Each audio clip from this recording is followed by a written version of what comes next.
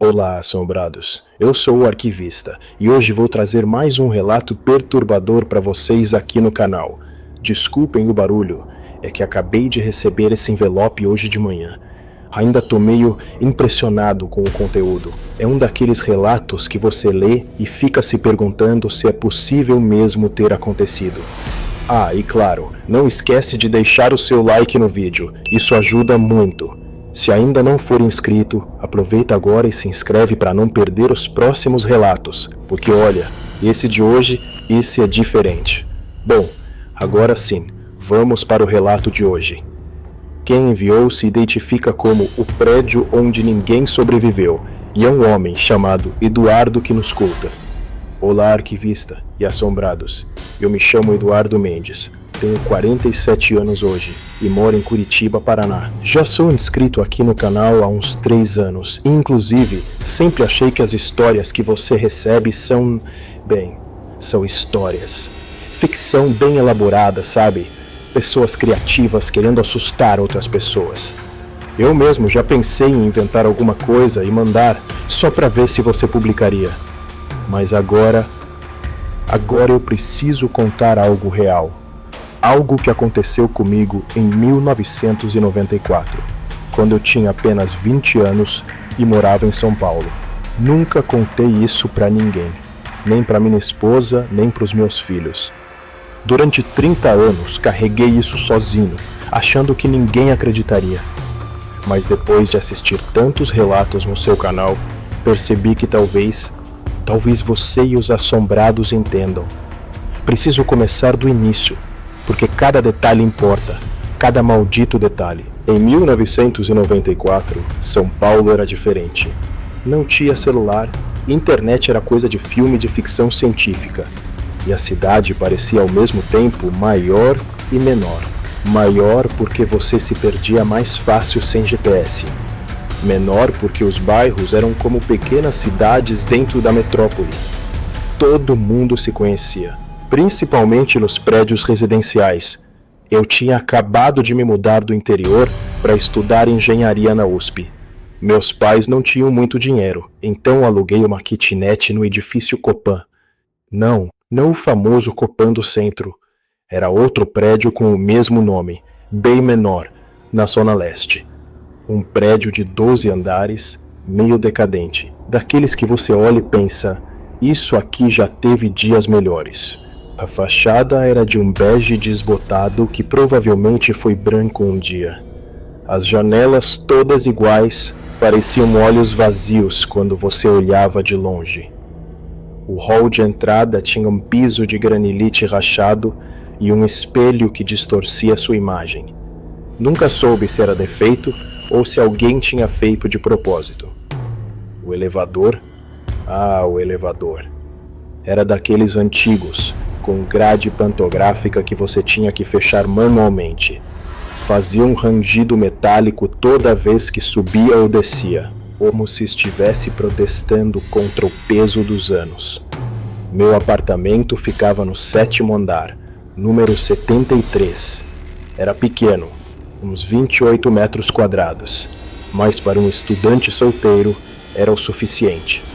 Uma sala-quarto, um banheiro minúsculo e uma cozinha americana. A janela dava para um pátio interno, então nunca batia sol direto. O lugar tinha um cheiro persistente de mofo misturado com desinfetante barato. Nos primeiros meses, tudo foi normal. Quer dizer, tão normal quanto podia ser para um garoto do interior tentando se adaptar a São Paulo dos anos 90. Acordava cedo, pegava 2 ônibus até a USP, voltava no final da tarde, estudava até tarde. Nos fins de semana, quando não estava estudando, explorava a cidade ou visitava alguns colegas de curso. Foi só depois de uns 4 meses morando ali que comecei a prestar atenção nos outros moradores. E foi aí que as coisas começaram a ficar estranhas. O prédio tinha 96 apartamentos no total, 8 por andar, mas algo me incomodava. Eu raramente encontrava alguém. Os corredores estavam sempre vazios, o elevador sempre disponível. No início, achei que era sorte. Depois, comecei a achar esquisito. Numa cidade como São Paulo, num prédio daquele tamanho, era impossível não esbarrar com vizinhos. Quando finalmente comecei a encontrar pessoas, percebi outro padrão perturbador. Eram sempre as mesmas. A dona Marta, do quarto andar, uma senhora de uns 70 anos que sempre carregava sacolas de feira, mesmo quando claramente não tinha ido à feira. O seu João, do nono, um senhor que usava terno todos os dias e sempre me cumprimentava com a mesma frase: "Belo dia para não morrer, não é mesmo?" Achava que era uma piada de velho, uma forma estranha de dizer bom dia. Tinha também a Cláudia, uma moça da minha idade que morava no 11º andar. Bonita, sempre bem vestida, mas com algo nos olhos que me deixava desconfortável. Era como se ela estivesse sempre prestes a chorar, mesmo quando sorria. Tentei puxar conversa algumas vezes, mas ela sempre desviava, murmurava algo sobre estar atrasada e sumia a escada acima. O zelador, seu Antônio, era o único que parecia disposto a conversar. Um homem negro de uns 50 anos, sempre com um cigarro apagado no canto da boca. Ele morava num quartinho no subsolo, ao lado da casa de máquinas. Uma vez, enquanto ele consertava a fechadura da porta de entrada, perguntei sobre os outros moradores. "Muita gente viaja", ele disse sem me olhar. "Trabalho, família, essas coisas." "Mas o prédio parece sempre vazio", insisti. Ele parou o que estava fazendo e me encarou. Seus olhos eram fundos, cansados. "Às vezes é melhor assim, garoto. Menos gente, menos problema." Não entendi na hora, mas algo no tom dele me fez parar de perguntar. Foi numa quinta-feira de outubro que tudo começou a desandar. Lembro da data porque era véspera de feriado, 14 de outubro de 1994. Eu tinha acabado de chegar da faculdade, por volta das 19 horas. O dia tinha sido quente, daqueles típicos de São Paulo quando o verão se aproxima. Mas quando entrei no prédio, senti um frio anormal. Não era ar-condicionado, o prédio não tinha isso. Era um frio diferente, úmido, que parecia vir das paredes. Apertei o botão do elevador e esperei. O indicador mostrava que estava no 12º andar, parado. Esperei mais. Nada. Depois de uns 5 minutos, decidi subir de escada. A escadaria era estreita, mal iluminada por lâmpadas fracas. A cada andar, eu passava pela porta corta-fogo, que dava acesso ao corredor dos apartamentos. Normalmente dava para ouvir algum som. Televisão, música, conversas.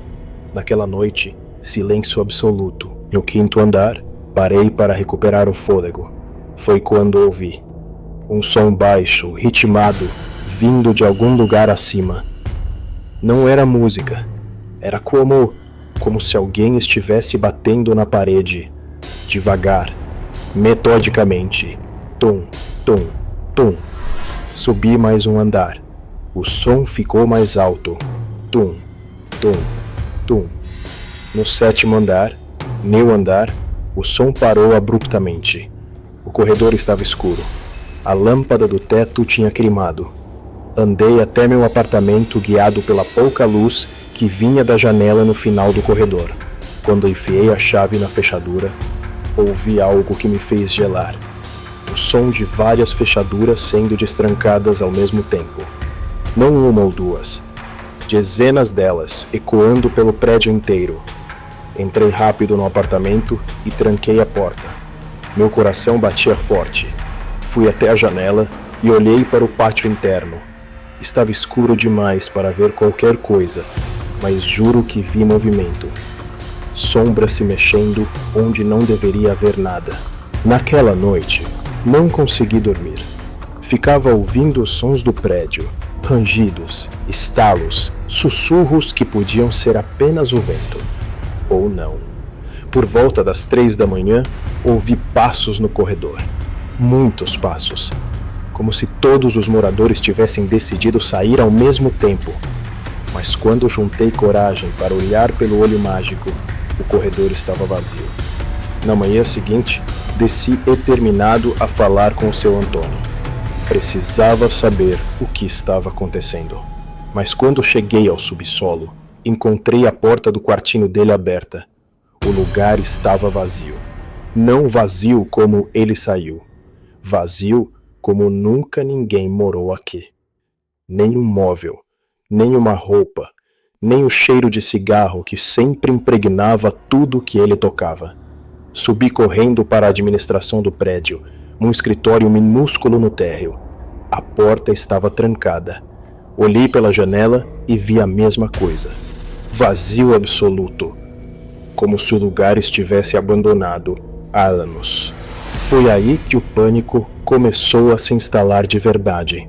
Passei o resto daquela sexta-feira tentando encontrar alguém que pudesse me explicar o que estava acontecendo.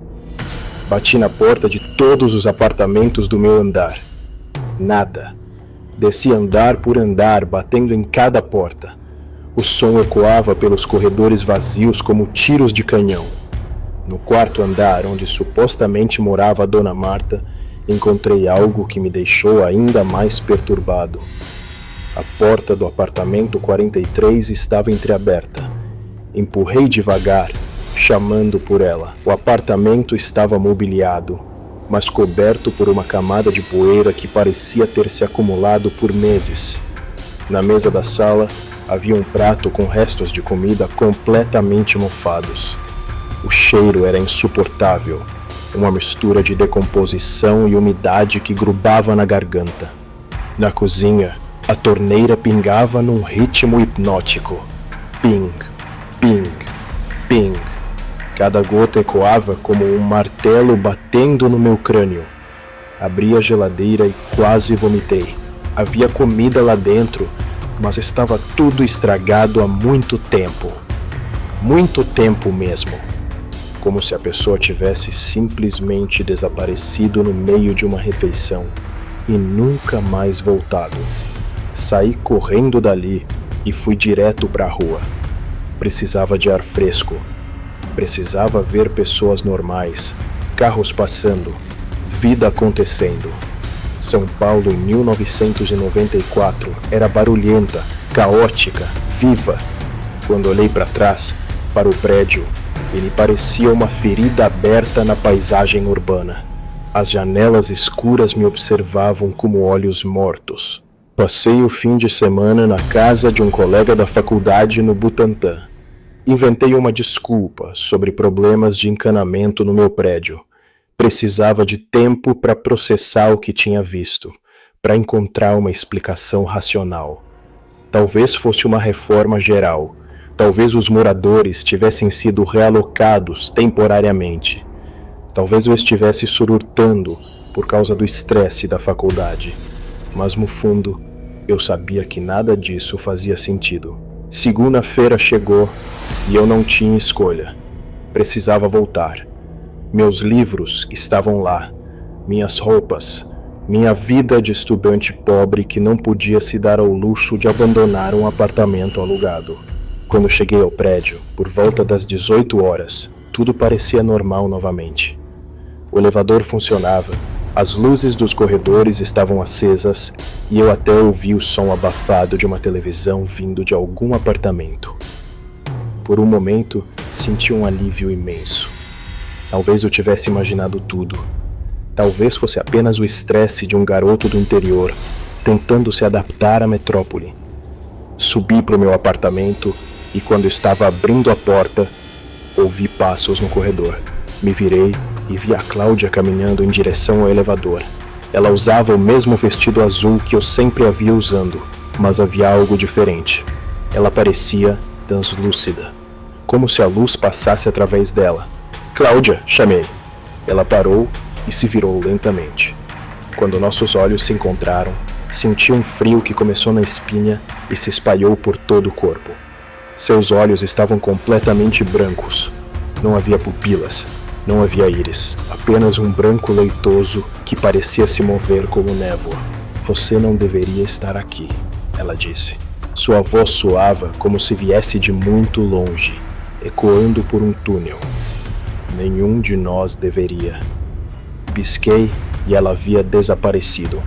O corredor estava vazio novamente. Entrei no apartamento com as mãos tremendo.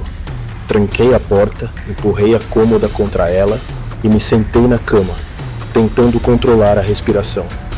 Precisava pensar racionalmente. Alucinação. Tinha que ser alucinação. Estresse, falta de sono, má alimentação, tudo isso podia causar alucinações.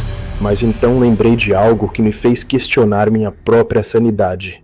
Quando me mudei para o prédio, em junho, o corretor que me mostrou o apartamento tinha mencionado algo sobre o prédio ter alta rotatividade de inquilinos. Na época, achei que fosse por causa do preço ou da localização. Agora, começava a suspeitar que havia outro motivo. Naquela noite, decidi fazer uma investigação. Peguei um caderno e comecei a anotar tudo o que conseguia lembrar sobre os moradores que tinha encontrado. Dona Marta, sempre com sacolas de feira, sempre no mesmo horário, sempre usando o mesmo vestido floral desbotado. Seu João, sempre de terno, sempre a mesma frase sobre belo dia para não morrer. Cláudia, sempre o mesmo vestido azul, sempre prestes a chorar.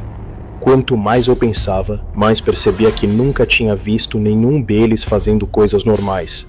Nunca vi a Dona Marta voltando da feira com sacolas cheias. Nunca vi o seu João saindo para trabalhar de manhã ou voltando à noite. Nunca vi a Cláudia recebendo visitas, falando ao telefone, vivendo uma vida normal. Era como se eles fossem atores representando o papel de moradores normais. Por volta da meia-noite, comecei a ouvir os sons novamente. Primeiro, o rangido do elevador subindo e descendo sem parar. Depois, passos nos corredores. Muitos passos. Como se dezenas de pessoas estivessem caminhando pelos andares, entrando e saindo dos apartamentos. Juntei coragem e fui até a janela que dava para o pátio interno. O que vi me fez questionar se eu estava acordado ou sonhando. Havia luzes acesas em vários apartamentos, mas não eram luzes normais. Eram luzes fracas, amareladas que piscavam de forma irregular. E nas janelas silhuetas.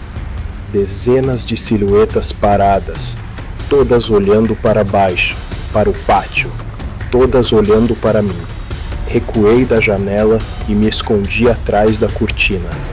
Quando olhei novamente, as luzes tinham se apagado. As silhuetas haviam desaparecido. Mas eu sabia que elas ainda estavam lá, no escuro, me observando. Na terça-feira, decidi procurar informações sobre o prédio. Fui até a biblioteca municipal e pesquisei nos arquivos de jornais antigos. Levou horas, mas finalmente encontrei algo. Uma pequena nota no jornal de 1987.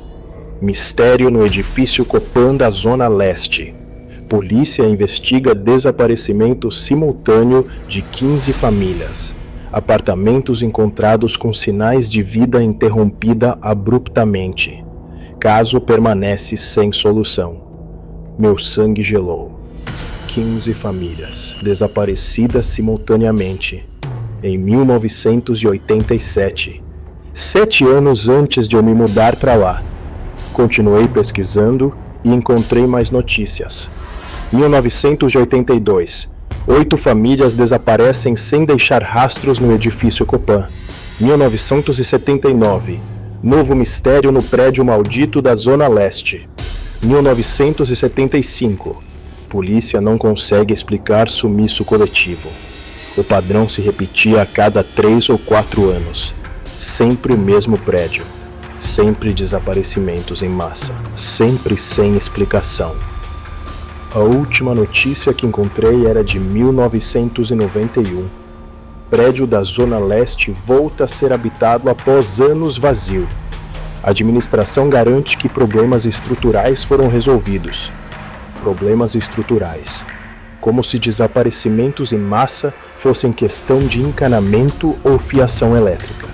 Voltei para casa com a cabeça fervilhando. Precisava sair dali. Precisava encontrar outro lugar para morar. Mas quando cheguei ao prédio, havia uma surpresa me esperando. O seu Antônio estava na portaria, como se nunca tivesse desaparecido. Ele me cumprimentou com um aceno, o cigarro apagado no canto da boca, como sempre. Boa tarde, garoto. Tudo bem? Fiquei parado, olhando para ele como se fosse um fantasma, porque talvez fosse exatamente isso. Seu Antônio, onde o senhor estava na sexta-feira? Procurei pelo senhor. Ele me olhou com aqueles olhos fundos e cansados. Sexta-feira? Eu estava aqui, garoto. Sempre estou aqui, mas eu fui no seu quarto. Estava vazio. Ele deu uma risada baixa, sem humor. Você deve ter se confundido. Meu quarto é no subsolo, ao lado da casa de máquinas. Sempre foi. Senti um arrepio subir pela espinha. Ele estava mentindo, ou eu estava ficando louco. Não havia terceira opção. Seu Antônio, disse tentando manter a voz firme. O senhor conhece a história desse prédio? Os desaparecimentos? A expressão dele mudou. O sorriso forçado desapareceu. E por um momento vi algo que parecia medo genuíno em seus olhos. Garoto, ele disse baixinho, olhando ao redor como se alguém pudesse estar escutando. Tem coisas que é melhor não saber. Tem coisas que é melhor não perguntar. Mas eu preciso saber. Estou morando aqui. Preciso entender o que está acontecendo. Ele se aproximou de mim e pude sentir o cheiro de cigarro e algo mais. Algo doce e enjoativo, como flores murchas. O que está acontecendo? Ele sussurrou. É que você está vivo. E enquanto você ficar quieto, continuar fazendo sua vida normal, talvez continue assim. Talvez, ele não respondeu. Apenas se afastou e voltou para sua cadeira atrás do balcão da portaria. Mas antes de se sentar, disse uma última coisa. Não saia do seu apartamento depois da meia-noite, garoto. E não olhe pelas janelas quando ouvir os sons. Subi para o meu apartamento com as pernas bambas. As palavras do seu Antônio ecoavam na minha cabeça. Enquanto você ficar quieto, talvez continue vivo. Talvez.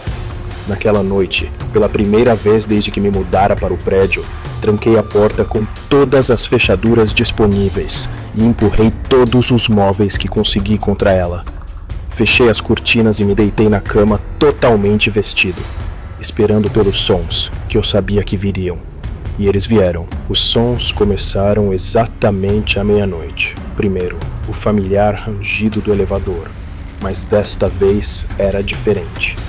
Mais lento, mais deliberado, como se estivesse carregando algo muito pesado. Ouvi as portas se abrindo e fechando em cada andar. Uma pausa longa, depois subindo para o próximo. Deitado na cama, com o cobertor puxado até o queixo, como uma criança assustada, contei os andares. Térreo. Primeiro. Segundo. A cada parada, o som ficava mais próximo, mais ameaçador. Terceiro, quarto, quinto.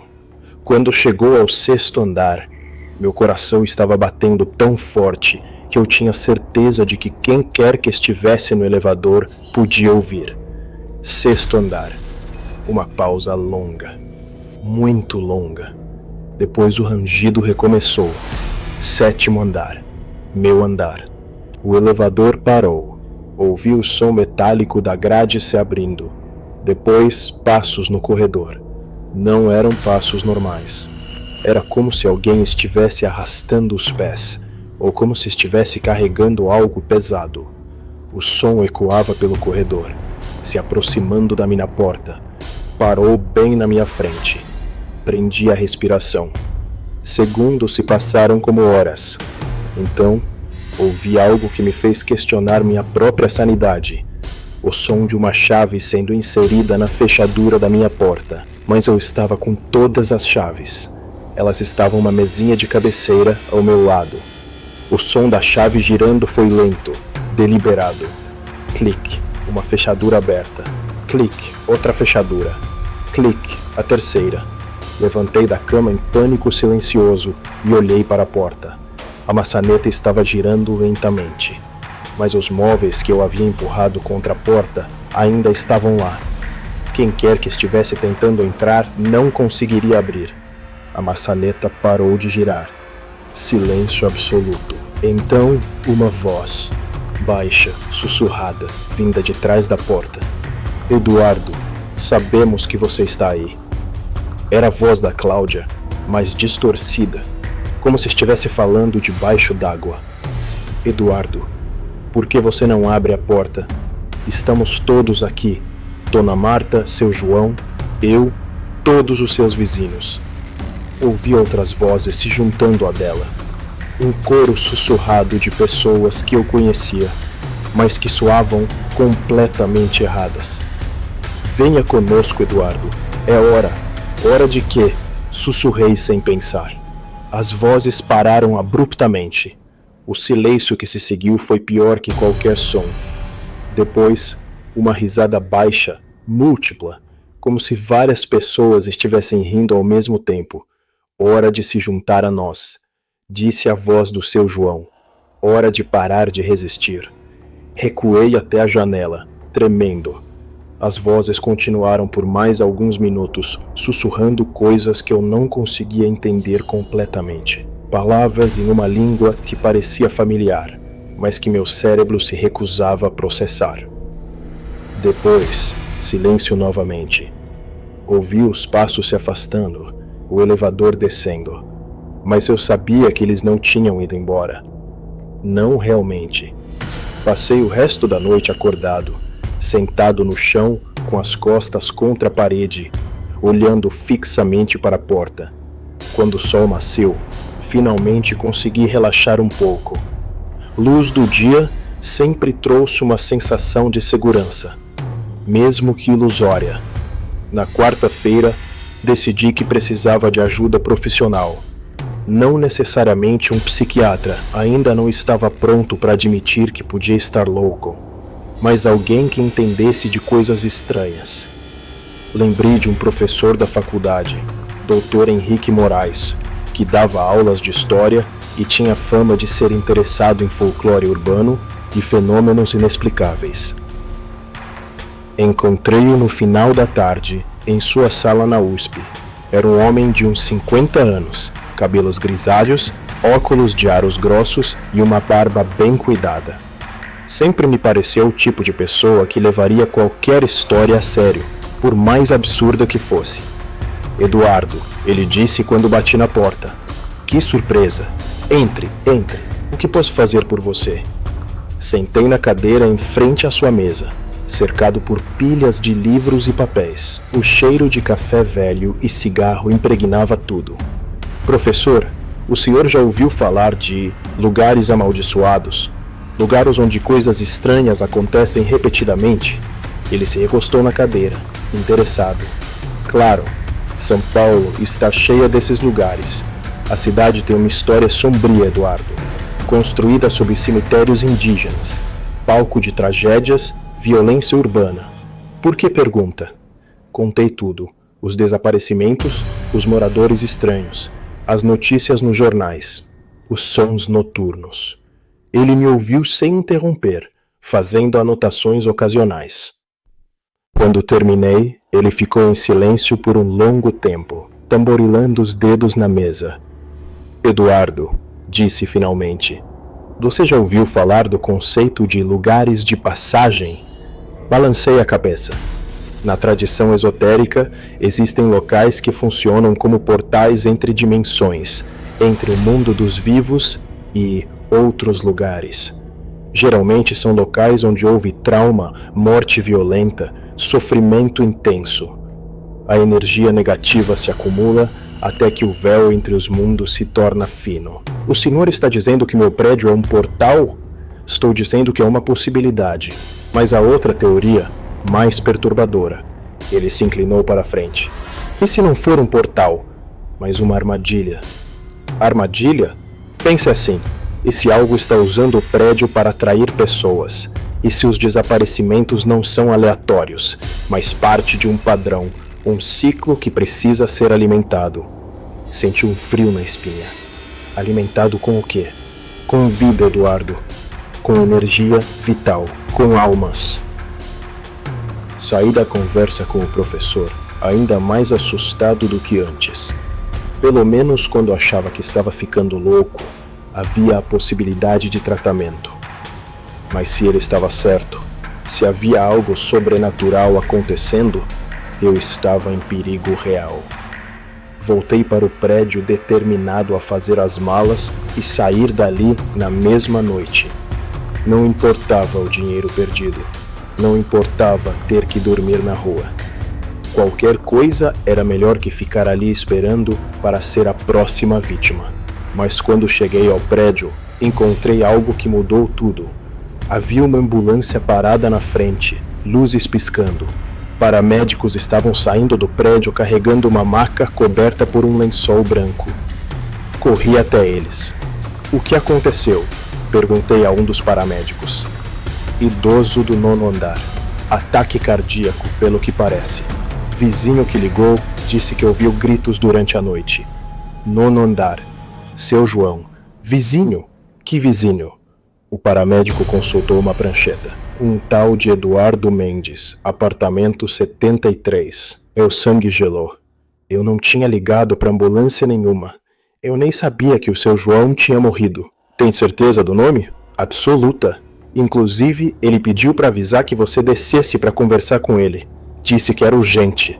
Olhei ao redor, procurando por alguém que pudesse ter se passado por mim. O seu Antônio estava na portaria, observando a movimentação com uma expressão que não consegui decifrar. Quando nossos olhos se encontraram, ele acenou para que eu me aproximasse. Garoto, disse quando cheguei perto, precisamos conversar. Agora. Ele me levou até o subsolo, para seu quartinho. Desta vez, o lugar estava claramente habitado. Cama desarrumada, roupas espalhadas, o cheiro forte de cigarro. Como se meu episódio de sexta-feira nunca tivesse acontecido. Senta aí, disse apontando para uma cadeira de plástico. Preciso te contar algumas coisas. Sentei, ainda em choque com a história da ambulância. Seu Antônio, eu não liguei para ambulância nenhuma. Como? Sei, ele me interrompeu. Não foi você, foi ele. Ele quem? O outro Eduardo. Senti como se o chão tivesse desaparecido debaixo dos meus pés. Que outro Eduardo? Seu Antônio acendeu um cigarro com mãos trêmulas. Garoto, você lembra quando eu disse que tem coisas que é melhor não saber? Pois é, chegou a hora de você saber. Ele deu uma tragada longa antes de continuar. Este prédio, ele não é só um lugar onde pessoas desaparecem. É um lugar onde pessoas são substituídas. Substituídas? Cada pessoa que desaparece deixa uma cópia para trás. Uma versão que parece igual, que tem as mesmas memórias, mas que não é humana. Essas cópias vivem aqui, representando o papel dos moradores normais até que chegue a hora do próximo ciclo. Pensei na Dona Marta com suas sacolas eternas, no seu João com sua frase repetitiva, na Cláudia sempre prestes a chorar. E o ciclo está chegando ao fim, continuou seu Antônio. As cópias estão ficando instáveis. O seu João foi o primeiro a se desfazer. Os outros vão seguir em breve. E depois? Depois novas pessoas vão desaparecer. E novas cópias vão tomar seus lugares. Incluindo eu? Ele me olhou com aqueles olhos cansados e assentiu lentamente. A sua cópia já existe, garoto. Ela ligou para a ambulância hoje. Ela está se preparando para tomar o seu lugar. Levantei da cadeira, tonto. Isso é impossível. Isso é loucura. É, concordou seu Antônio. Mas é real. Como você sabe de tudo isso? Por que você ainda está aqui? Ele deu um sorriso triste. Porque eu sou o zelador, garoto. Sempre fui. Desde 1975. Eu sou a primeira cópia que eles fizeram. Meu trabalho é cuidar do prédio, manter as aparências, ajudar no processo. Senti náusea subindo pela garganta. Você não é humano. Não há muito tempo. Corri para a porta. Mas ele não tentou me impedir. Eduardo, Disse quando eu já estava saindo. Você tem até amanhã à meia-noite. Depois disso, a substituição vai acontecer, querendo você ou não. Como eu paro isso? Não sei se pode parar, mas talvez possa escapar. Subi correndo pro meu apartamento, a cabeça girando com tudo o que tinha ouvido. Cópias, substituições, uma versão falsa de mim mesmo já existindo em algum lugar. Quando cheguei ao 7º andar, parei. Havia alguém parado na frente da minha porta. Alguém de costas para mim, mexendo na fechadura. Alguém que usava exatamente as mesmas roupas que eu. Quando a figura se virou, vi meu próprio rosto me olhando de volta. Mas havia algo errado nos olhos. Eles eram vazios, sem vida, como os olhos de um boneco. Oi, Eduardo, disse minha própria voz. Estava esperando por você. Fiquei paralisado no corredor, olhando para minha própria face. Era como olhar num espelho, mas um espelho que refletia algo fundamentalmente errado. Cada detalhe estava perfeito. A cicatriz pequena na sobrancelha esquerda que ganhei aos 8 anos, a mancha de nascença no pescoço, até mesmo a forma como meu cabelo caía sobre a testa.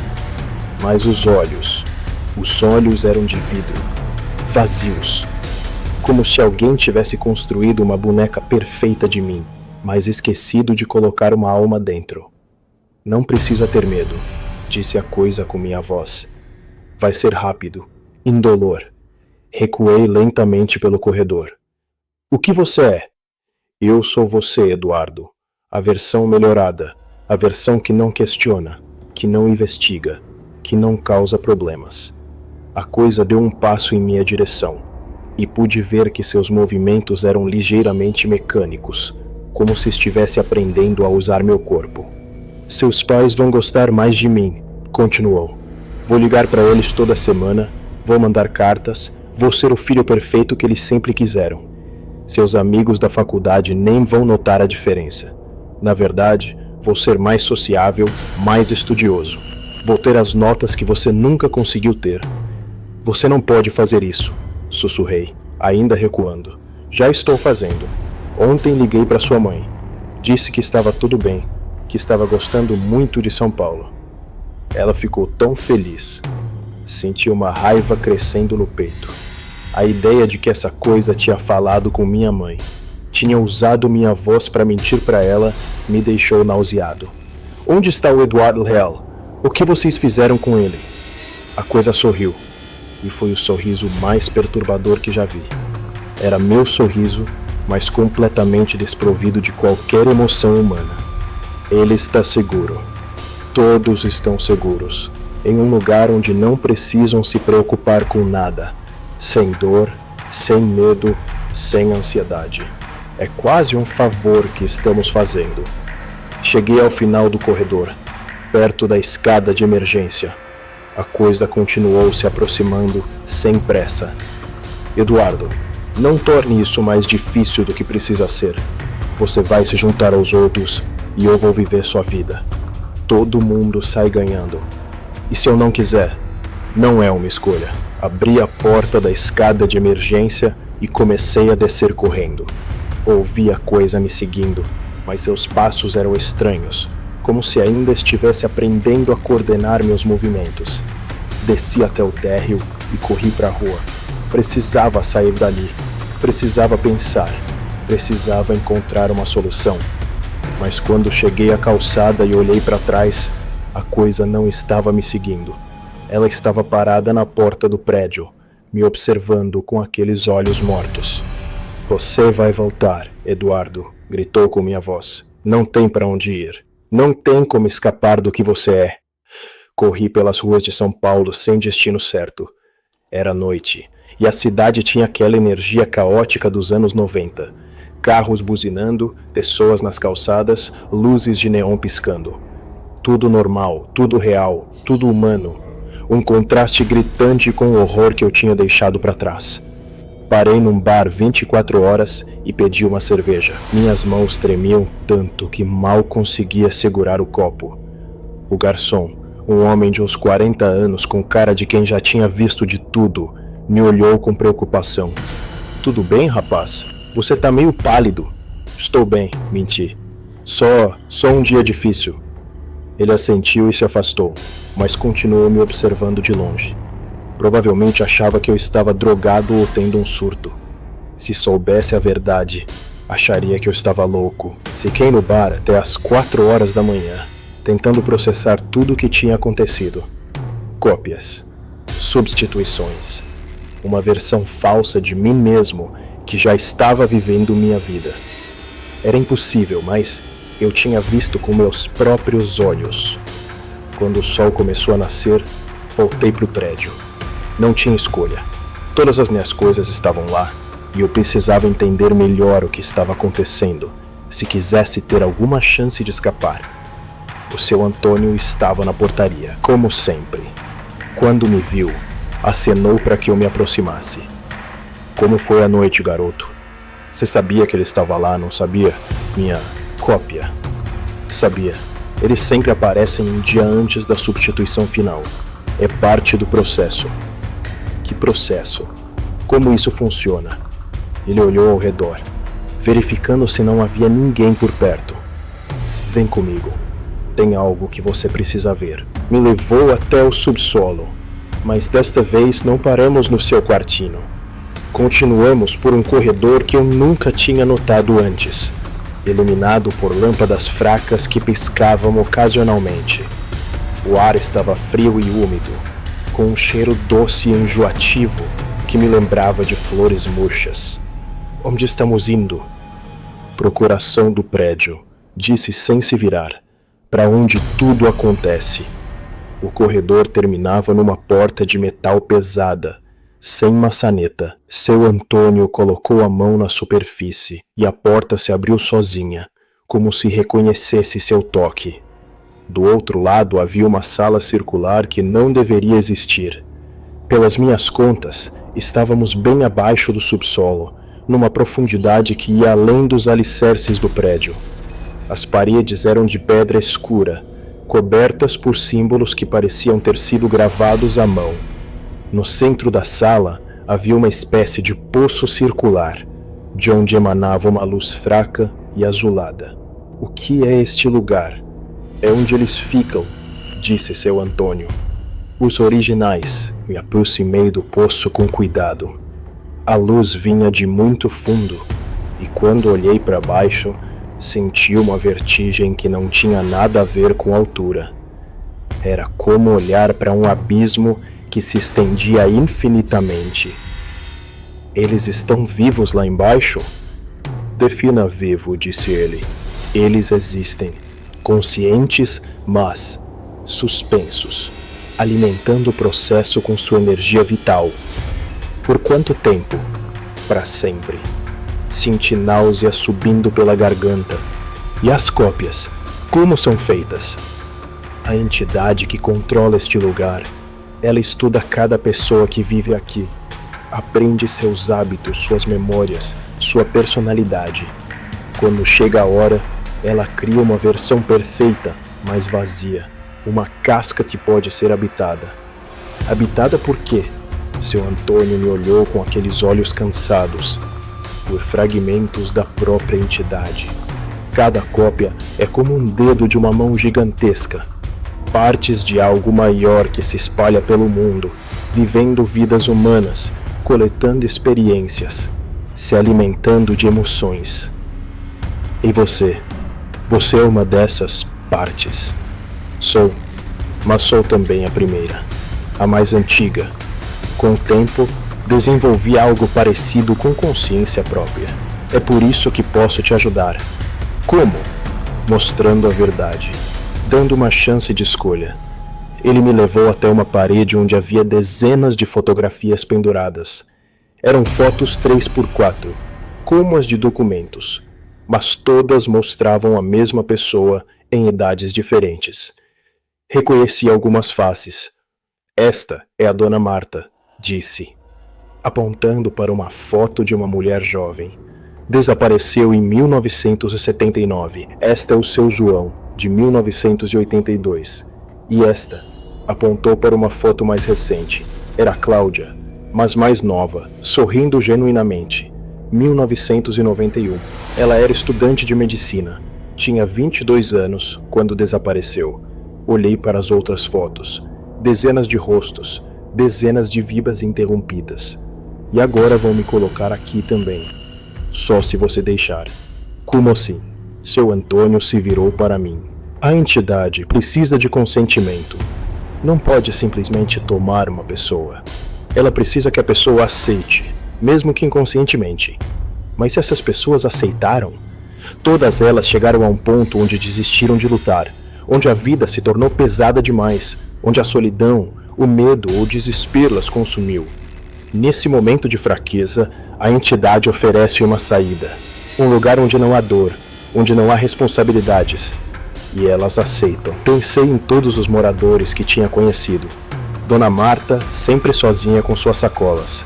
Seu João, com sua obsessão mórbida sobre a morte. Cláudia, sempre prestes a chorar. Elas estavam todas deprimidas, estavam todas vulneráveis. E a entidade se alimenta de vulnerabilidade. E eu, estou vulnerável? Seu Antônio me estudou por um longo momento.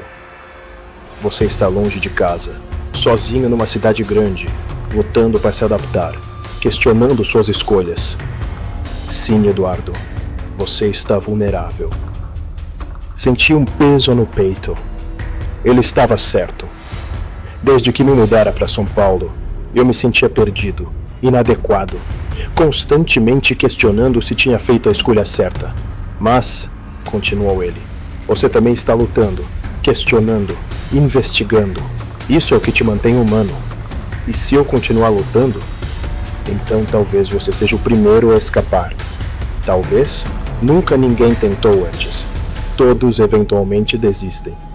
Saímos da sala subterrânea e voltamos para o térreo. Minha cabeça estava girando com tudo o que tinha visto e ouvido. Uma entidade antiga, se alimentando de almas humanas, criando cópias para se infiltrar no mundo. E eu era o próximo na lista. Seu Antônio, disse quando chegamos à portaria. O que acontece se eu simplesmente sair daqui? Se eu pegar minhas coisas e nunca mais voltar? Sua cópia vai assumir sua vida de qualquer forma. E você vai ser caçado. A entidade não gosta de perder investimentos. Investimentos? Ela passou meses estudando você, Eduardo, aprendendo seus maneirismos, suas memórias, sua personalidade. Você representa muito trabalho. Ela não vai simplesmente deixar você ir embora. Olhei para o relógio na parede da portaria. Era 12:00. Segundo seu Antônio, eu tinha até a meia-noite. 12 horas para encontrar uma saída. Existe alguma forma de destruir a entidade? Não sei. Como eu disse, sou apenas uma parte dela. Mas talvez exista uma forma de quebrar o ciclo. Como? Interrompendo o processo de substituição. Se você conseguir resistir até o amanhecer, talvez a entidade perca o poder sobre você. E como eu resisto? Não desistindo, não aceitando, não importa o que ela ofereça, não importa quão tentador pareça, você não pode aceitar. Passei o resto do dia me preparando. Comprei comida, água, pilhas para uma lanterna. Se ia passar a noite lutando por minha alma, queria estar preparado. Quando voltei ao prédio no final da tarde, notei que algo tinha mudado. O lugar estava mais silencioso que o normal, mais opressivo. O ar parecia mais denso, carregado de uma energia que fazia minha pele formigar. No elevador, encontrei a Dona Marta. Ela me olhou com aqueles olhos vazios e sorriu. Boa tarde, Eduardo. Pronto para a festa? Que festa? A festa de despedida, é claro. Todos os moradores vão estar lá. As portas do elevador se abriram no 7º andar, e ela saiu sem dizer mais nada. Mas antes das portas se fecharem, ouvi sua voz ecoando pelo corredor. Meia-noite, Eduardo. Não se atrase. Entrei no meu apartamento e tranquei todas as fechaduras. Empurrei os móveis contra a porta novamente e fechei todas as cortinas. Depois, sentei no centro da sala e esperei. A noite ia ser longa. As horas passaram com uma lentidão torturante. Sentado no centro da sala, com a lanterna ao lado e uma faca de cozinha nas mãos, como se isso pudesse me proteger de algo sobrenatural, eu observava os ponteiros do relógio se moverem em direção ao meu destino. Às 21 horas, os sons começaram. Primeiro, música. Uma valsa antiga, tocada em algum lugar do prédio, mas que parecia vir de todas as direções ao mesmo tempo. A melodia era bonita, hipnótica, e por um momento me peguei relaxando, quase esquecendo onde estava. Depois vieram as vozes, conversas animadas, risadas, o som de uma festa em pleno andamento. Era como se todos os apartamentos do prédio tivessem se enchido de vida simultaneamente. Pela primeira vez desde que me mudara para lá, o edifício Copan soava como um lugar onde pessoas realmente viviam. Às 22 horas, alguém bateu na minha porta. Eduardo, era a voz da Cláudia, mais diferente, mais alegre, mais viva. A festa já começou. Todo mundo está esperando por você. Não respondi. Eduardo, eu sei que você está aí. Por favor, abra a porta. Quero te mostrar uma coisa. Continuei em silêncio. Lembra quando você tentou conversar comigo no elevador? Eu estava com medo, confusa. Mas agora eu entendo tudo. E é maravilhoso, Eduardo. Não há mais dor. Não há mais preocupação. Só paz. Sua voz estava ficando mais próxima, como se ela estivesse falando através da porta. Você não precisa mais carregar o peso de ser humano, Eduardo. Não precisa mais se preocupar com notas, com dinheiro, com decepcionar seus pais. Pode simplesmente existir. Por um momento suas palavras soaram tentadoras. A vida realmente estava pesada. A pressão da faculdade, a solidão, a constante sensação de inadequação. Seria tão fácil simplesmente desistir. Balancei a cabeça vigorosamente. Era exatamente isso que seu Antônio tinha me avisado. A entidade ia tentar me convencer e oferecer uma saída fácil para todos os meus problemas. Não, disse em voz alta, não vou desistir. O silêncio que se seguiu foi absoluto. Até a música parou. Às 23 horas, a temperatura do apartamento despencou. Minha respiração começou a formar pequenas nuvens de vapor, e o frio era tão intenso que meus dedos começaram a ficar dormentes. As paredes começaram a suar, gotas de condensação escorrendo como lágrimas. Foi quando ouvi minha própria voz vinda do corredor. Eduardo, sou eu, sua cópia. Levantei e me aproximei da porta, mas não respondi. Sei que está me ouvindo. Quero fazer um acordo. Que tipo de acordo? Perguntei, apesar de saber que não deveria. Deixe-me entrar. Vamos conversar como pessoas civilizadas. Talvez possamos encontrar uma solução que funcione para os dois. Não existe solução. Você quer tomar minha vida. Quero melhorar sua vida. Pense bem, Eduardo. Você está lutando tanto para manter uma existência que nem é assim tão boa.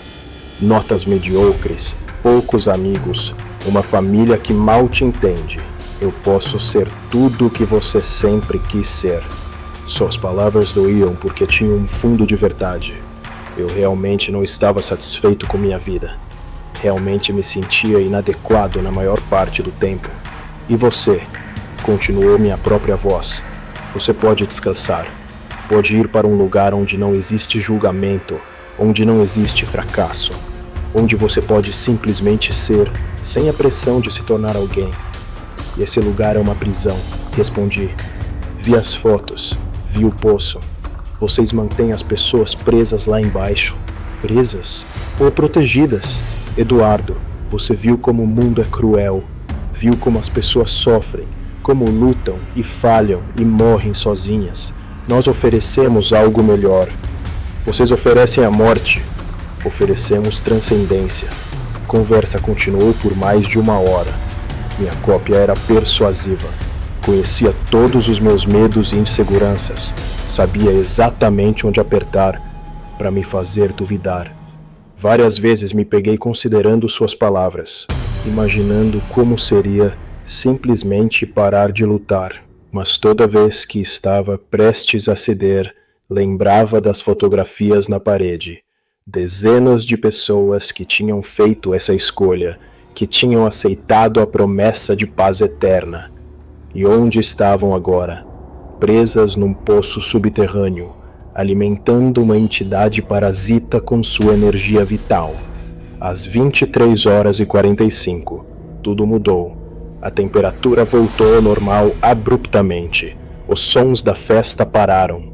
O prédio ficou em silêncio absoluto, um silêncio tão profundo que eu podia ouvir meu próprio coração batendo. Então uma nova voz falou. Não vinha do corredor, mas de dentro do próprio apartamento.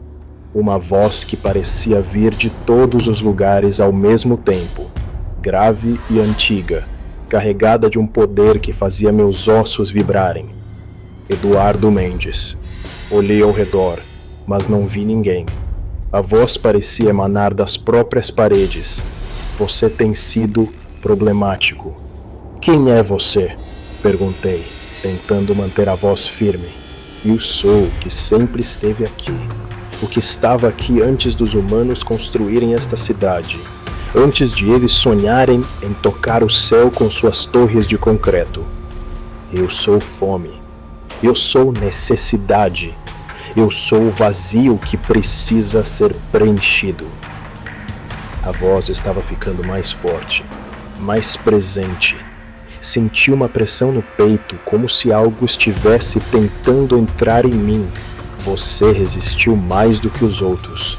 Isso é interessante, mas também irritante. Não vou desistir, disse, apertando a faca com mais força. Uma risada ecoou pelo apartamento, vinda de todas as direções. Sua pequena lâmina não pode me ferir, criança. Eu não sou feito de carne. Então o que você é? Eu sou o que sobra quando a esperança morre. Eu sou o sussurro que diz, desista quando tudo fica difícil. Eu sou a voz que pergunta, para que continuar, quando a vida se torna pesada demais. Reconheci a voz. Era a mesma que sussurrava na minha cabeça durante as noites difíceis na faculdade. Quando eu questionava se tinha feito a escolha certa, se era inteligente o suficiente, se valia a pena continuar lutando. Você sempre esteve comigo, sussurrei. Sempre estive com todos vocês, mas alguns são mais receptivos que outros. Você, Eduardo, tem um talento especial para a dúvida, para a autossabotagem. É por isso que o escolhi. Eu não aceito. Ainda não, mas vai aceitar. Porque eu vou te mostrar algo. O apartamento começou a se dissolver ao meu redor. As paredes se tornaram transparentes, depois desapareceram completamente. Eu estava flutuando num espaço vazio, cercado por imagens que se moviam como fumaça. Vi minha vida se desenrolando à minha frente. Minha infância no interior, os sonhos de estudar na capital, a decepção dos meus pais quando minhas notas não eram tão boas quanto esperavam. Vi minha solidão em São Paulo, as noites em claro estudando, a constante sensação de que eu não era bom o suficiente. Veja, disse a voz, veja como sua vida é pequena, como seus sonhos são insignificantes, como você vai lutar e no final morrer sozinho e esquecido. As imagens mudaram. Vi meu futuro possível, formatura com notas medíocres, um emprego comum, um casamento sem paixão, filhos que me veriam como um fracasso, uma morte solitária num hospital público. Isso é tudo que você tem a oferecer ao mundo, Eduardo. Mediocridade. Mas eu posso te dar algo melhor. Novas imagens apareceram. Vi minha cópia vivendo minha vida, mas melhor. Notas excelentes, reconhecimento dos professores, um futuro brilhante. Meus pais orgulhosos, amigos que me respeitavam, uma vida de sucesso e realização.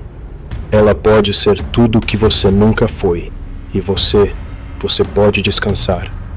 Por um momento, a tentação foi quase irresistível. Ver minha cópia vivendo a vida que eu sempre quis ter, enquanto eu finalmente parava de lutar, parava de sofrer. Mas então lembrei de algo. Uma conversa com meu pai, anos atrás, quando eu era criança e tinha medo de tentar algo novo. Filho, ele tinha dito, não é sobre ser o melhor, é sobre tentar, é sobre não desistir, mesmo quando fica difícil, porque é na luta que a gente descobre quem realmente é. Não, disse em voz alta, não aceito. Por quê? A voz soou genuinamente curiosa. Por que escolher o sofrimento quando pode ter paz? Porque o sofrimento é meu, as dúvidas são minhas, os fracassos são meus, e as vitórias, quando vierem, também serão minhas. Você vai falhar, Eduardo. Vai decepcionar pessoas. Vai se decepcionar. Provavelmente, mas vou falhar sendo eu mesmo. O espaço vazio começou a tremer. As imagens se fragmentaram e desapareceram. Você não entende o que está rejeitando. A voz estava ficando mais fraca, mais distante. Entendo perfeitamente. Estou rejeitando uma mentira, uma versão falsa de mim mesmo vivendo uma vida falsa. Você vai se arrepender. Talvez. Mas vai ser meu arrependimento. Um rugido de raiva ecoou pelo vazio, tão alto que senti como se meus tímpanos fossem explodir. Depois, silêncio absoluto. Quando abri os olhos, estava de volta no meu apartamento. O relógio na parede marcava exatamente meia-noite. E então, algo extraordinário aconteceu. Ouvi um som que não escutava há meses. Vozes humanas reais vindo dos outros apartamentos. Não as vozes artificiais das cópias, mas conversas genuínas, televisões ligadas, vida real acontecendo. Corri até a janela e olhei para o pátio interno. Havia luzes acesas em vários apartamentos, e pude ver pessoas se movendo normalmente, vivendo suas vidas. Bati na porta do apartamento ao lado. Uma mulher de meia-idade abriu, parecendo sonolenta. Desculpe incomodar, disse, mas a senhora mora aqui há muito tempo? Acabei de me mudar hoje, ela respondeu, confusa. Por quê? Saí correndo para o elevador e desci até a portaria. Havia um zelador novo lá, um homem jovem que eu nunca tinha visto antes. Onde está o seu Antônio? Perguntei. Quem? Eu sou o zelador aqui. Comecei hoje. E antes? Quem era o zelador antes? Ele consultou uma prancheta. Segundo os registros, o cargo estava vago há meses. O prédio estava praticamente abandonado até esta semana, quando começaram a chegar os novos inquilinos. Subi de volta para o meu apartamento, a cabeça girando. Havia quebrado o ciclo. Ao resistir, ao me recusar a aceitar a oferta na entidade, eu tinha de alguma forma libertado todas as almas presas e restaurado o prédio à normalidade. Mas quando entrei no apartamento, encontrei uma última surpresa. Havia um envelope no chão, que definitivamente não estava lá antes. Dentro, uma única folha de papel com uma mensagem escrita numa caligrafia que reconheci como sendo do seu Antônio. Eduardo, se você está lendo isso, conseguiu, quebrou o ciclo que nos prendia há décadas. Não sei como, mas sua resistência libertou todos nós. Sinto minha consciência se dissolvendo enquanto escrevo, voltando para onde sempre deveria ter estado. Obrigado por nos dar paz. Antônio Silva, zelador. 1975-1994. Guardei a carta e me sentei na cama, finalmente permitindo que a exaustão tomasse conta. Tinha vencido, mas o preço tinha sido quase perder minha própria alma. Do lado de fora, São Paulo continuava sua vida noturna caótica e barulhenta. Carros passavam, pessoas caminhavam pelas calçadas, a cidade respirava com vida real. E eu estava vivo, realmente vivo, pela primeira vez em meses. Dormi em paz. Acordei na manhã seguinte com a sensação de que tinha dormido por dias. A luz do sol entrava pela janela de uma forma que eu não via há meses. Clara, quente, viva. Não era mais aquela luz filtrada e opressiva que sempre caracterizara meu apartamento. Levantei e fui até a janela. O pátio interno, que sempre me parecera um poço sombrio, estava cheio de vida. Crianças brincavam enquanto suas mães estendiam roupas nos varais. Um senhor regava plantas numa pequena horta improvisada. Era como se o prédio tivesse acordado de um pesadelo de décadas. Tomei banho e me vesti, ainda processando tudo o que tinha acontecido. Parte de mim se perguntava se não tinha sido tudo um surto psicótico, uma alucinação elaborada causada pelo estresse da mudança e da vida universitária. Mas a carta do seu Antônio estava ali, na mesinha de cabeceira, prova tangível de que tudo tinha sido real. E Cipra Portaria, o novo zelador que se apresentou como Carlos, estava organizando correspondências. Era um homem de uns 35 anos, simpático, com aquela energia de quem está começando um emprego novo. Bom dia, Sr. Eduardo. Como passou a noite? Bem, respondi, ainda estranhando ouvir meu nome sendo pronunciado de forma normal, sem aquela qualidade artificial que as cópias tinham. Carlos, posso fazer uma pergunta estranha? Claro. Você sente alguma coisa estranha nesse prédio? Alguma energia negativa? Ele riu. Cara, pelo contrário. Quando vim ver o emprego, fiquei impressionado com a energia positiva do lugar. Parece que as pessoas aqui são genuinamente felizes. É raro encontrar um prédio assim em São Paulo. Passei o dia explorando o edifício com olhos novos. Os corredores que antes me pareciam opressivos, agora eram apenas corredores normais de um prédio residencial dos anos 90. O elevador, que sempre rangeu de forma ameaçadora, agora fazia apenas os ruídos normais de uma máquina antiga, mas funcional. Encontrei vários vizinhos novos. Uma família com 2 crianças pequenas no 5º andar. Um casal de idosos no 9º, que tinha acabado de se mudar de Santos. Uma estudante de veterinária no 11º andar, que coincidentemente também estudava na USP. Todos eram pessoas reais, com histórias reais, problemas reais, alegrias reais. A diferença era gritante comparada às cópias que eu tinha conhecido antes.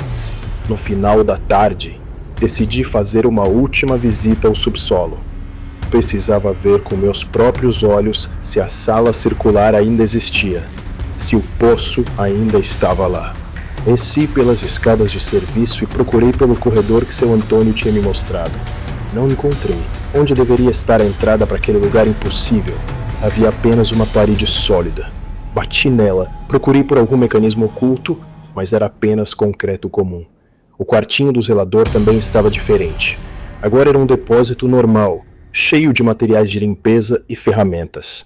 Não havia nenhum sinal de que alguém tivesse morado ali. Era como se toda a estrutura sobrenatural do prédio tivesse simplesmente desaparecido. Naquela noite, liguei para meus pais. Precisava ouvir suas vozes, me reconectar com minha vida real. Eduardo, minha mãe atendeu no 2º toque. Que bom ouvir sua voz, filho. Como você está? Estou bem, mãe. Muito bem, na verdade. Você parece diferente, mas maduro, talvez. Ela estava certa. Eu me sentia diferente. A experiência tinha me mudado de forma fundamental. Não que eu tivesse perdido minhas inseguranças ou que meus problemas tivessem desaparecido magicamente. Mas agora eu entendia algo que não entendia antes. Que lutar, duvidar, falhar e tentar novamente era exatamente o que significava estar vivo. Mãe, disse, quero que saiba que amo vocês e que vou dar o meu melhor aqui, mesmo que às vezes não seja suficiente. Você sempre foi suficiente para nós. Só queremos que seja feliz. Depois de desligar, sentei na sala e refleti sobre tudo o que tinha acontecido. A entidade tinha me oferecido uma versão perfeita de mim mesmo. Uma vida sem falhas, sem dúvidas, sem sofrimento. E eu tinha rejeitado. Não porque eu fosse corajoso ou especial, mas porque tinha entendido algo fundamental. Uma vida sem luta não é vida. É apenas existência. E existência não era suficiente para mim. Nos dias seguintes, Minha rotina voltou ao normal, mas com uma diferença crucial. Eu estava presente de uma forma que nunca tinha estado antes. Prestava atenção nas aulas, participava das discussões, fazia amizade com colegas. Minhas notas melhoraram, não porque eu tinha me tornado magicamente mais inteligente, mas porque estava realmente engajado com o que estava aprendendo. Uma semana depois, encontrei a estudante de veterinária do 11º andar no elevador. Ela se chamava Marina e tinha um sorriso genuíno que me lembrava de como era bom estar perto de pessoas reais. "Você mora aqui há muito tempo?" ela perguntou. "Alguns meses", respondi. "E você?" "Acabei de me mudar. Estava procurando um lugar há semanas, e quando vi esse prédio, senti uma energia muito boa, como se fosse um lugar onde coisas boas acontecem." Sorri. Ela estava certa, mas não da forma que imaginava. "Quer tomar um café algum dia?" perguntei, surpreendendo a mim mesmo com a espontaneidade. "Adoraria." 2 meses depois, Marina e eu estávamos namorando. 6 meses depois, decidimos nos mudar juntos para um apartamento maior no mesmo prédio. 1 ano depois, eu me formei com notas que, embora não fossem excepcionais, eram suficientes para conseguir um bom emprego numa empresa de engenharia. A vida não se tornou perfeita. Eu ainda tinha dúvidas, ainda enfrentava desafios, ainda falhava às vezes. Mas agora eu entendia que isso era parte da experiência humana, não um defeito a ser corrigido. Às vezes, principalmente em noites de insônia, eu me perguntava sobre as outras pessoas que tinham vivido no prédio ao longo dos anos. Onde estavam agora as almas que tinham sido libertadas? Tinham encontrado paz? Tinham seguido para algum lugar melhor? Nunca tive respostas para essas perguntas, mas gostava de pensar que sim. Que Dona Marta, seu João, Cláudia e todos os outros finalmente tinham encontrado o descanso que mereciam. 5 anos depois, Marina e eu nos casamos numa pequena cerimônia no jardim do prédio. O Carlos ainda era o zelador, e ele fez questão de decorar todo o pátio interno para a ocasião. Durante a festa, olhei ao redor e vi dezenas de vizinhos que se tornaram amigos. Pessoas reais, vivendo vidas reais, num lugar que uma vez foi uma armadilha para almas perdidas. 10 anos depois, nosso primeiro filho nasceu. 15 anos depois, o segundo. Eles cresceram brincando nos corredores do prédio, fazendo amizade com outras crianças, vivendo a infância normal que eu sempre quis ter. Hoje, 30 anos depois, ainda moro no mesmo prédio. Agora sou eu quem conta histórias para as crianças do edifício, embora nunca conte a história real do que aconteceu aqui.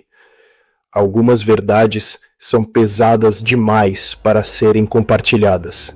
Mas às vezes, quando vejo um jovem se mudando para o prédio, alguém que parece perdido ou vulnerável, eu faço questão de cumprimentá-lo, de oferecer ajuda, de mostrar que ele não está sozinho. Porque aprendi que a solidão é o que nos torna vulneráveis a coisas que prometem soluções fáceis para problemas difíceis. O edifício Copan da Zona Leste se tornou um lugar de vida, de comunidade, de conexões humanas reais. E eu gosto de pensar que, de alguma forma, minha resistência naquela noite de outubro de 1994 ajudou a criar isso. Não sou um herói. Não tenho superpoderes. Sou apenas um homem que, quando confrontado com a escolha entre uma mentira confortável e uma verdade difícil, escolheu a verdade. E essa escolha fez toda a diferença. Mas há algo mais que preciso contar. Algo que descobri apenas recentemente e que me fez decidir enviar este relato para você, arquivista. Na semana passada, estava organizando alguns documentos antigos quando encontrei uma pasta que Marina tinha guardado há anos. Dentro dela, recortes de jornal que ela havia colecionado durante sua pesquisa de mestrado sobre fenômenos urbanos inexplicáveis em São Paulo. Um projeto que ela nunca chegou a concluir porque mudou de área. Um dos recortes me chamou a atenção. Era de um jornal de 1994, datado de 15 de outubro, exatamente um dia depois da minha experiência. A manchete dizia: apagão misterioso atinge Zona Leste por exatos 12 minutos. A matéria descrevia como na noite de 14 de outubro, entre 23h48 e meia-noite, toda a região onde fica meu prédio ficou sem energia elétrica. Mas não foi um apagão comum. Segundo testemunhas, não houve falha na rede elétrica. As luzes simplesmente se apagaram, como se algo tivesse sugado toda a energia da área. Foi como se a própria luz tivesse morrido, disse uma moradora entrevistada. Não era só escuridão, era como se a escuridão fosse viva. Exatamente à meia-noite, tudo voltou ao normal.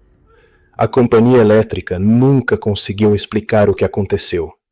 Mas o que mais me perturbou foi outro recorte, de um jornal de 1995. A manchete era: construtora encontra estrutura misteriosa durante demolição.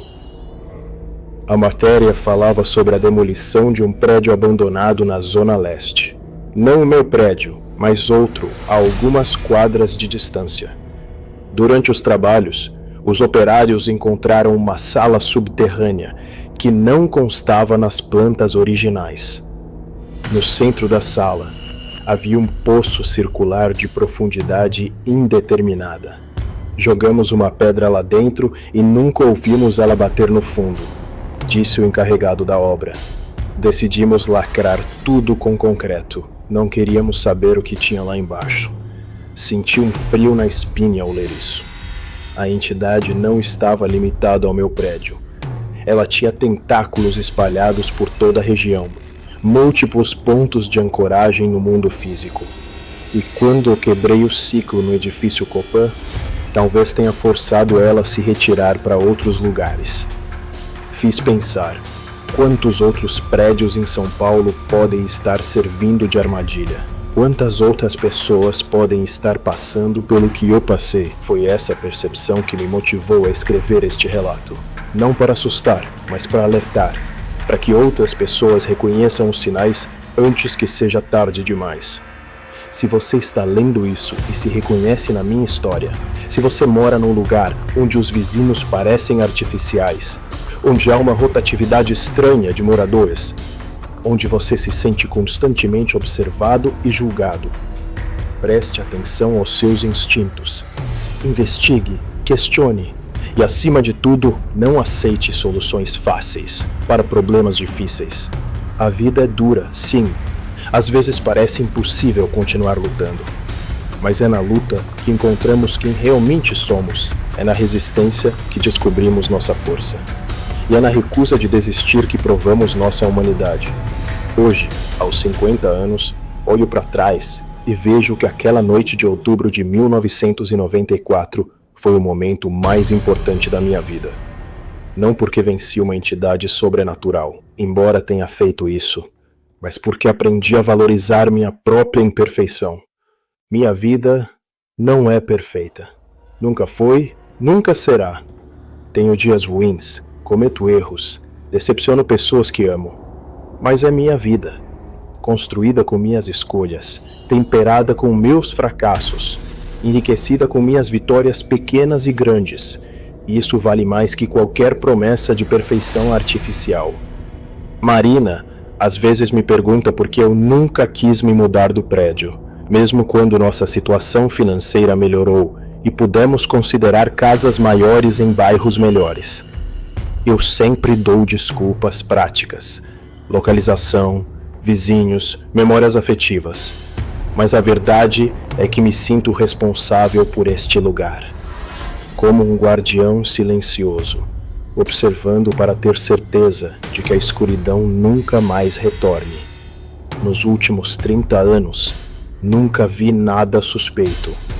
O prédio permanece um lugar normal, cheio de vida humana genuína, mas eu continuo vigilante, porque aprendi que o mal não é sempre óbvio.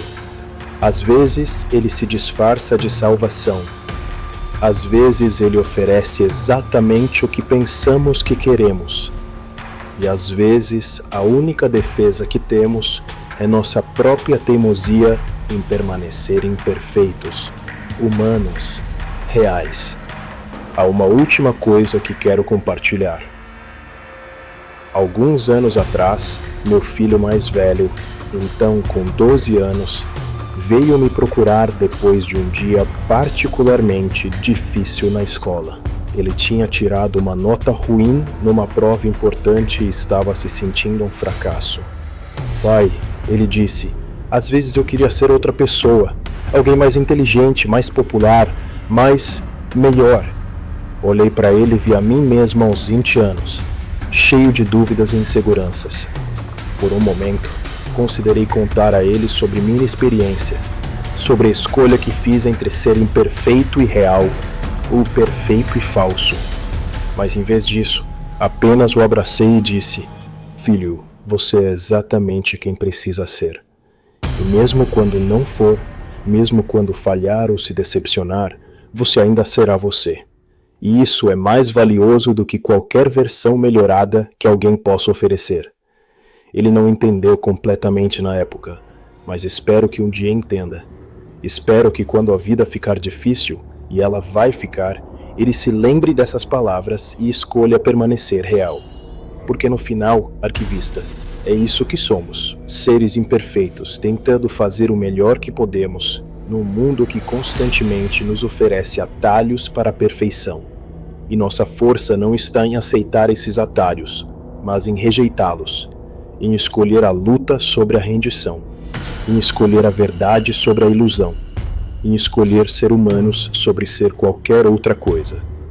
Não sei se minha história vai ajudar alguém, não sei se alguém vai acreditar nela, mas precisava contá-la, porque algumas verdades são pesadas demais para carregar sozinho. E porque, talvez, em algum lugar, há alguém passando pela mesma coisa que eu passei. Alguém que precisa saber que é possível resistir, que é possível vencer, que é possível escolher permanecer humano, mesmo quando ofereceram algo que parece melhor. Se essa pessoa existe, se você existe, saiba que não está sozinho. Saiba que a luta vale a pena. Saiba que sua imperfeição é sua força, não sua fraqueza. E saiba que às vezes a coisa mais corajosa que podemos fazer é simplesmente recusar desistir de ser quem somos. Arquivista, essa história é sua agora.